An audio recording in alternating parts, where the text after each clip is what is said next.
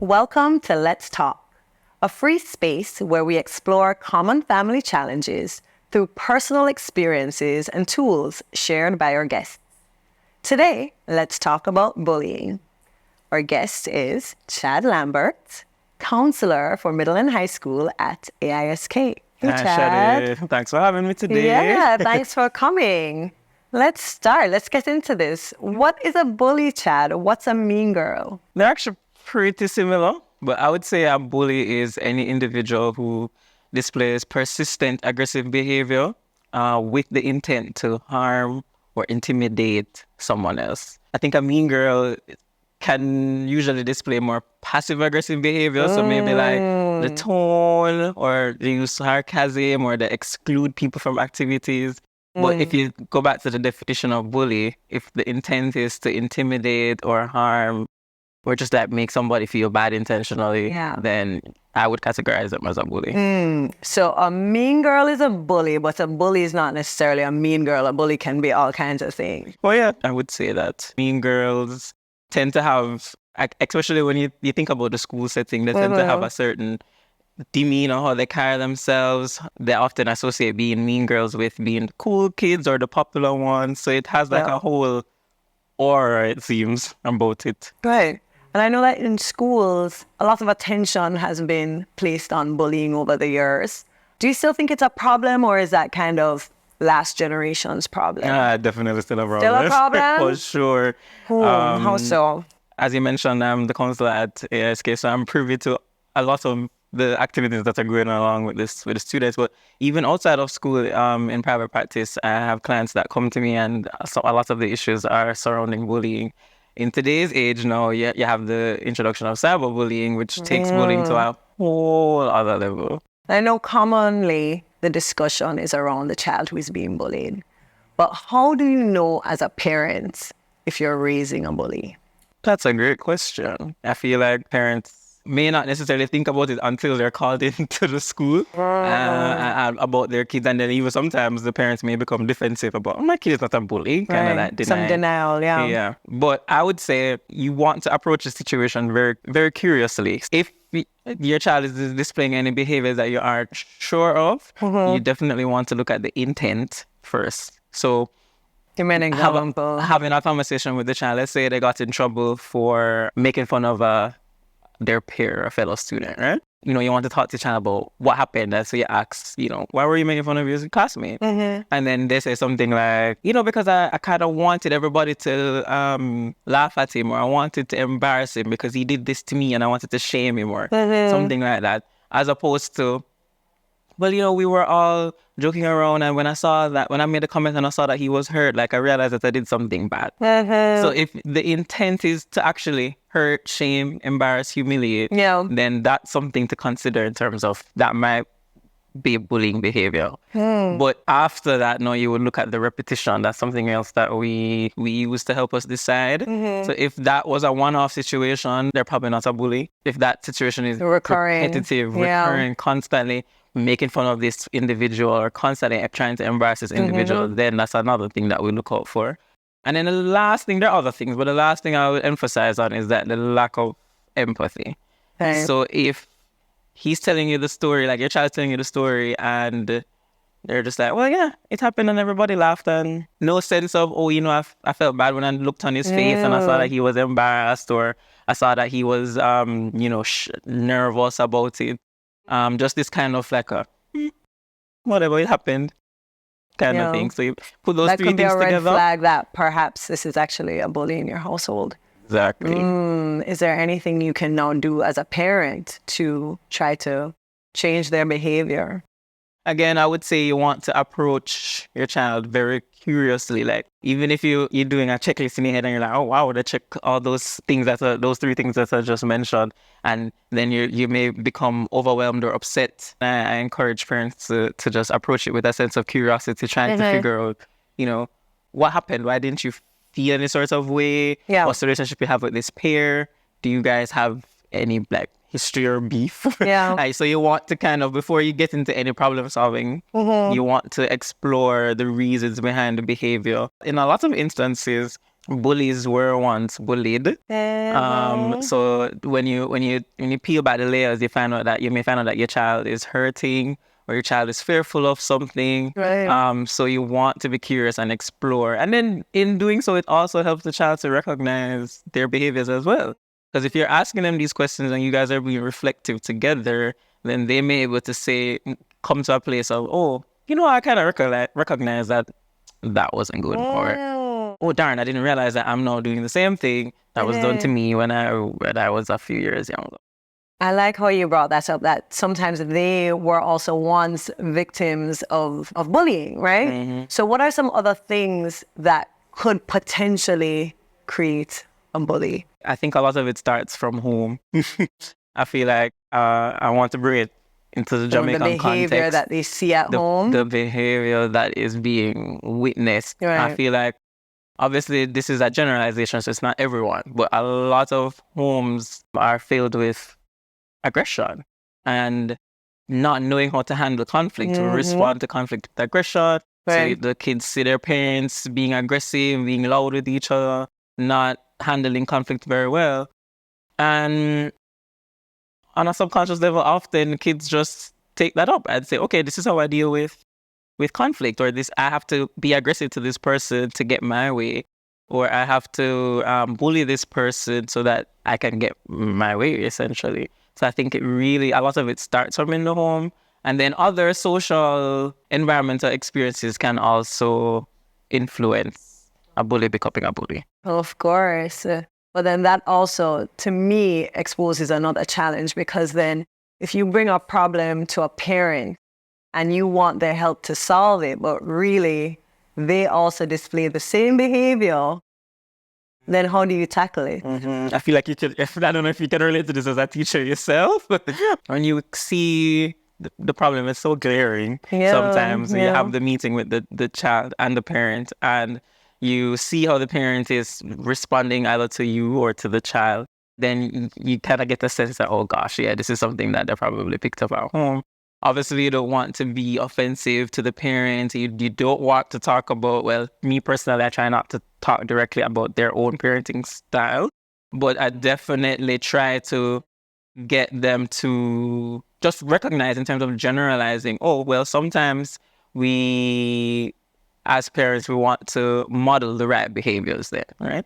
So instead of focusing on all of the wrong things that they're probably doing at home, you want to bring up some of the examples that they can then decide if they're going to model when they get home. And oftentimes, I find that parents are more receptive, like when you make recommendations, things that you could do in the future.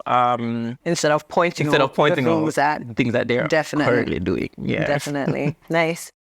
How do bullies pick their victims? Honestly, just started to think about a cartoon, because oftentimes how it's portrayed in media is that the person who looks the smallest, or the person who looks the most vulnerable, or the person who doesn't have any friends, they often are targets for being bullied. And so even when I think back to my experiences in school, I was like always one of the shortest. And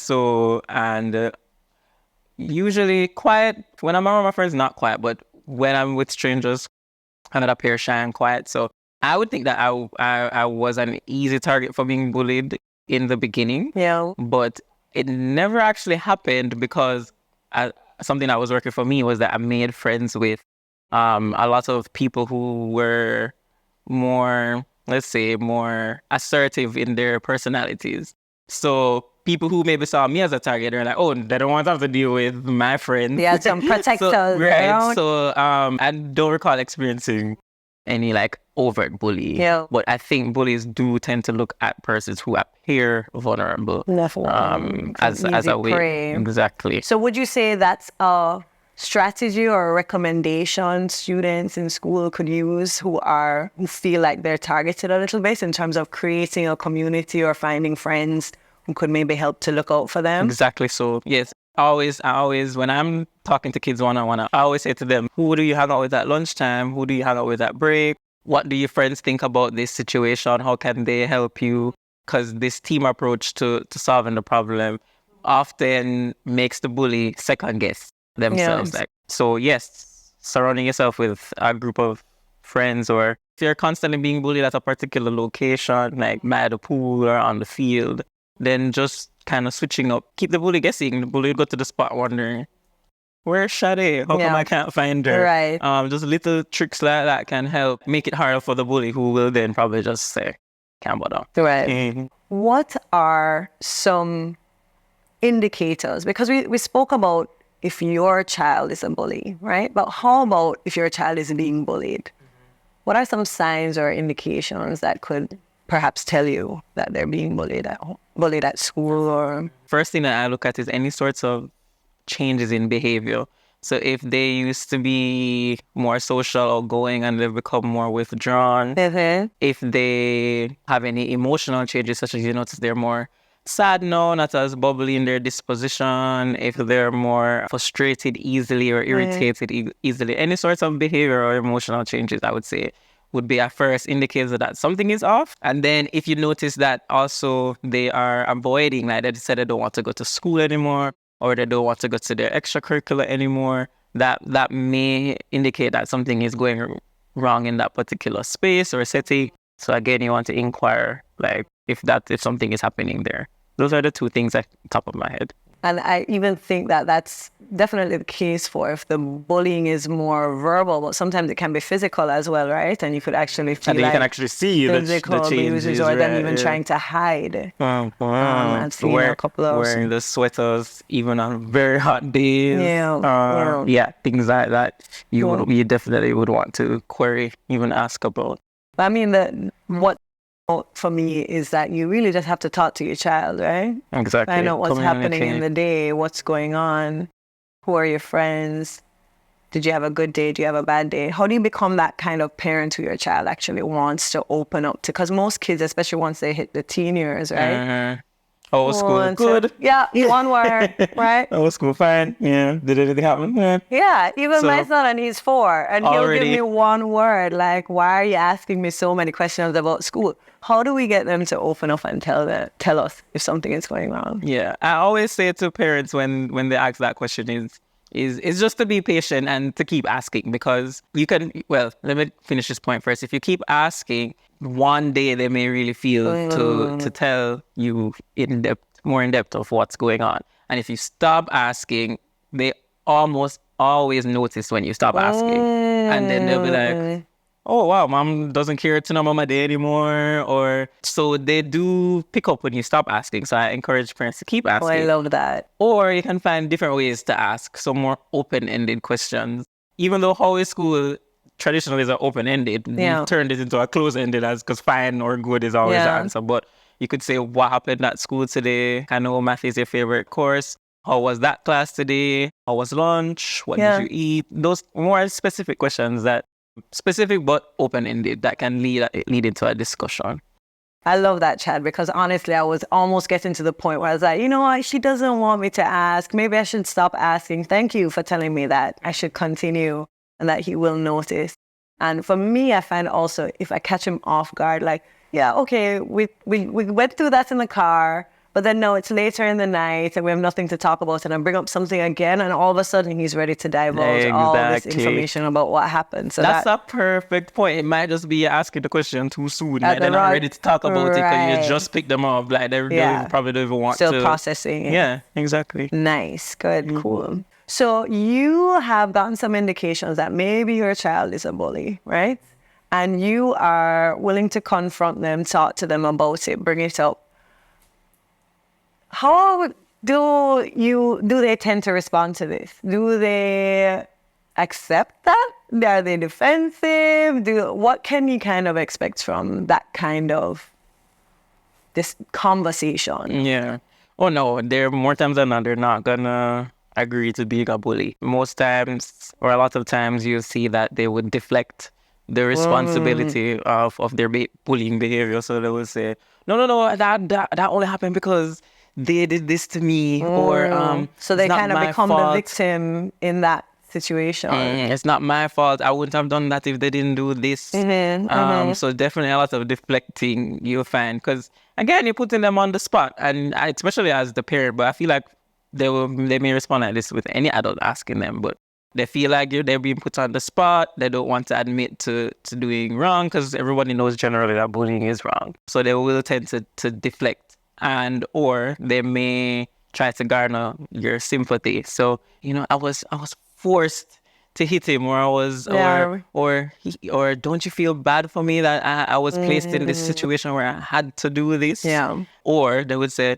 another common one that I hear is like, I have so much going on for me at home, or I have so much going on, like I'm overwhelmed, and it was just an overreaction. And so like, just again, a lot of these things may be true, right? Yeah. Them garnering, them trying to get sympathy might be like really they are overwhelmed and they have all these issues going on. But I like to say that regardless of if that's happening, that only helps you to understand the behavior, but doesn't justify it. So you would want to let your kids know that, okay, yes, I understand that you're going through this, and I definitely sympathize with you, but it still doesn't make it right. Okay. Yeah. Right. Sure.